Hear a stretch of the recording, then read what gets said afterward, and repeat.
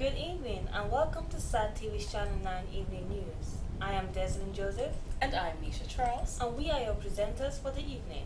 Thank you for joining us. Among the major developments, performance in mathematics and English A are a major concern for government. The OECS Assembly officially opens. UK Tourist Weekly's founder.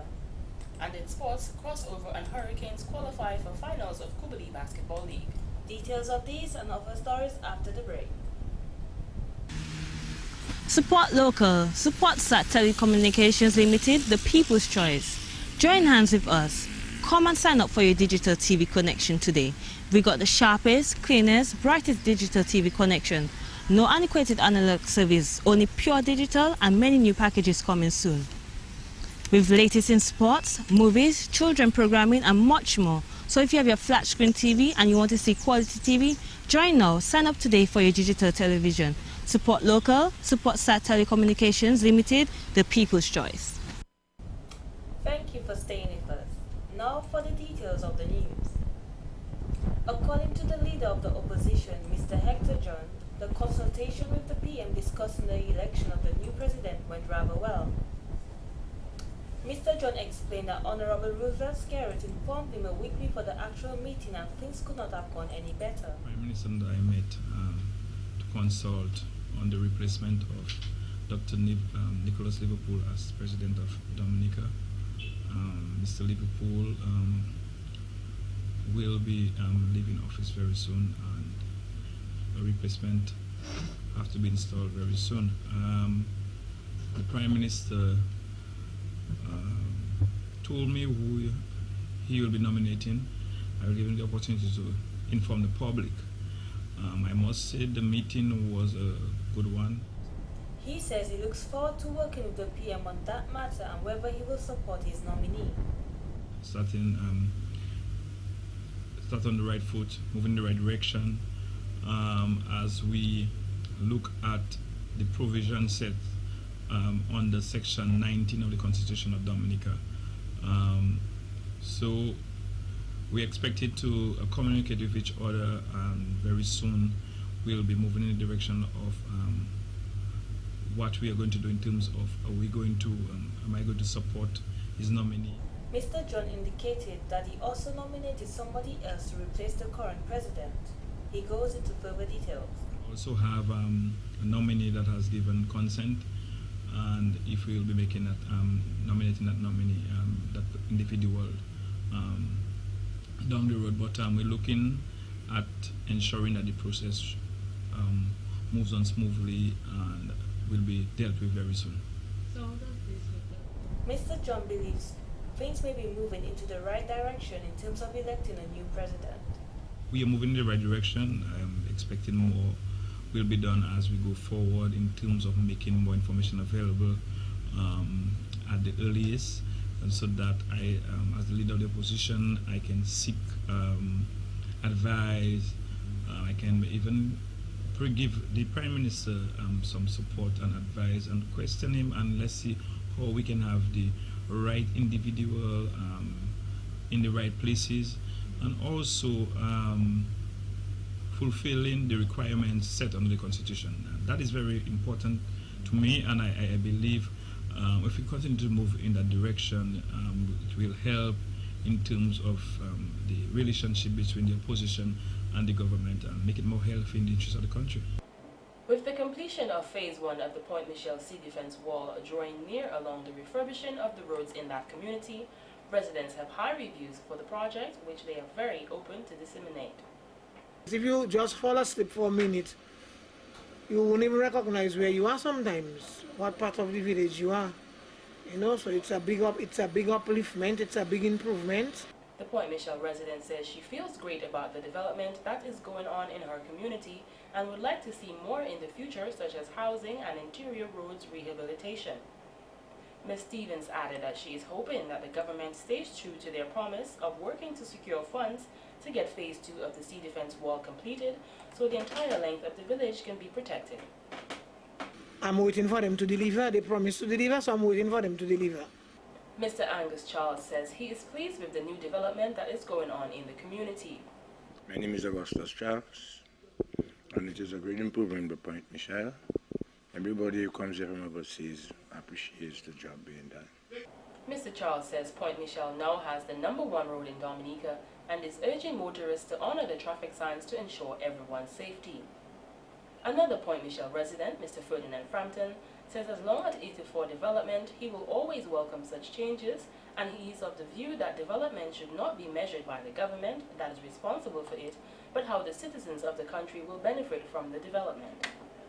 Personally, I welcome the move, and as a member of the community, I think it's going to benefit all of us in the community. The road needed development, the seawall was necessary, and it's a good thing. The only thing I am a little worried about is the safety of pedestrians and persons living in the community. I was one of the people who, as soon as I saw the completion of the project, called for sleeping policemen to be placed on the surface of the roads. Mr. Frampton welcomed the installation of speed bumps to ensure drivers drive in the necessary speed limits in the residential area. I just wish that the road would be extended, the seawall could be extended to the very end of the village so that the entire community will benefit, because I would believe that the building up of the seawall at one end of the village puts the other end, or the southern end of the village, a detriment, because the sea is something that needs to come in when the swells occur. And when you buy it in one section, it's going to look for the other section where it can come in. Mr. Frampton remembered the time when hurricanes and serious tropical storms resulted in huge sea swells and would wreak havoc on the community. The roads would be eaten away by the constant sea blast, making it dangerous for both motorists and pedestrians alike. But all in all, we all welcome the project. We would further welcome the completion of the project, which would take it down to the end of the village so that the entire village would be protected and not a section of the village. Mr. Frampton added it is necessary that all communities should have some form of development, whether it is infrastructural, educational, financial, or in the service sector. We all need development, and those of us who get it, welcome it. Some wait for it and have to wait a very long time to get it, dependent of course, on the financial means of the government. But I think it is important that all of us appreciate, whether it's our party, it's our government, whoever does it, development must be appreciated. It comes in hard dollars and cents, because it's not every time that a government can put their hands on the necessary finance that can bring development to a community. So when it's received, it should be appreciated. He is urging the residents of Point Michelle to take care of whatever infrastructural development they receive, so the government will be encouraged to carry out more projects in the community which they will all benefit from. Miss Dominica, Miss JC's, and Miss Caribbean World Nadira Lando says since she now has 3 pageant titles to her name, she will continue to play a role as ambassador by being a positive role model for all and continue to make her country and Caribbean proud. Miss Lando added that she will be using social network sites such as Facebook and Twitter to empower the youth by sending out positive messages which will be beneficial to them. Like right now on Twitter, I have Caribbean magazines, Caribbean organizations who are following me. I am following them, so I am on the same level with them. I get to know what they're doing, they get to know what I am doing, so that if I want to promote something, they are there, they can promote it for me, and that's really great about Twitter. I mean, for the other mediums, like Facebook, you get to do the same thing, share messages, and of course using the different organizations like the Miss Caribbean World organization, Miss JC's organization, and of course the Dominica Festivals Committee, along with the Discover Dominica. You get to promote your country and whatever else you want to promote again. Miss Lando says now that she completed the college exam, she now has more time to focus on giving back to Dominica. With this leisure time, she is currently working on the children's reading program with some of the contestants of the Miss Dominica pageant, which will start in the Kalinago territory. The children there have an opportunity to, like, if they can meet with not only me but other girls of my age or older, where they can learn to read. I mean, it's not going to be, since the school season is going to open again, usually in the Kalinago territory, school ends like around after 3 or so. So it might not be really good to have them get back to a reading session right after class. But on the weekends, like on a Saturday or late Friday afternoon, they meet up, we have books, so they can bring the books that they want to read as well. We teach them how to read properly, to pronounce words, and yeah, because I'm not going to look for anyone who is not really qualified in the English language. I will need people who are able to do that. Even teachers, of course, can help me along with that. Ms. Lando says she chose this reading project since reading is very important as many, if not all employers request passes in English to be employed at any organization. She says the main purpose of the reading program is to ensure that the children can read better, and once they can do that, then they will develop a passion for reading and will engage in it rather than being idle and roam the streets. Once you can stay at home, read a good book, learn something from that book, it'll be very beneficial to you. And once you have developed that passion for reading, of course, then children who always want to be radio personalities, to come on TV and speak, they could do so at some point in their life. Touching on the issue of youth not respecting elders, the reigning Carnival Queen says young people should be more respectable so there will be more cooperation in bridging the gap between the young and old, which will then turn to benefit the country. However, she commended the youth who are making positive impacts on society in areas including sports, literacy, dance and poetry, which shows there are some who are positive who need to be recognized. The recent performance of students in the CSEC examinations has caused major concerns for the Ministry of Education. The mathematics scores have plummeted from those of 2011. Chief Education Officer, Mr. Stevenson Hyacinth, gives an excerpt from the CXE press release dated 10th of August 2012, titled A Call for Action to Address Performance in Mathematics.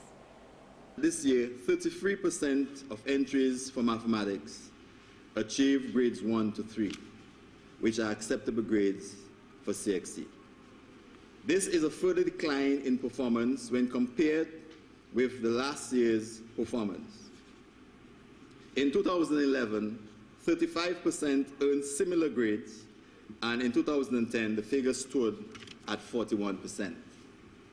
The Subject Award Committee said it was deeply concerned about the quality of work produced by candidates at this level.